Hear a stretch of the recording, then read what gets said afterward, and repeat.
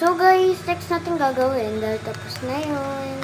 Guys, patapos na ako. At saka next year, di na ako makakapag. Alam nyo bakit? Paano kasi? Nahihirapan din ako sa pagiging small content creator ngayon. Paano kasi? Kaka-join pa lang dito sa YouTube. May mga bashes na. Meron na agad mga parang haters. Tapos, nahihirapan din sa mga video, sa mga subs na gustong i-earn.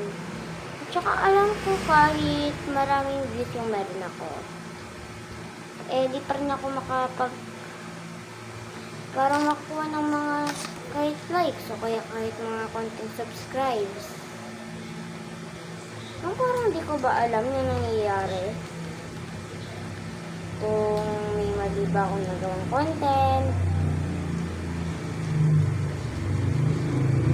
kaya parang may mali akong na-post na nakapag-change ng minds nila.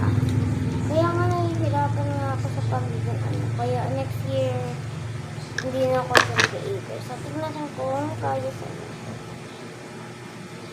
kaya kaso na lang yung background kasi ito guys para sa nanay. Background na ako ganun. This is crown for anak. So gawa naman tayo sa for moms. Guys, alam ko may mga subscribers na ako pero ngayon nakailang videos na ako, di ko pa rin nakabongga ng parang maganda ganun. So di ko alam kung mag-keep fighting pa ba ako o hindi ba. So mag-comments na lang muna kayo para ayun mabasa ko naman mawalan naman ako ng mga konting bashers.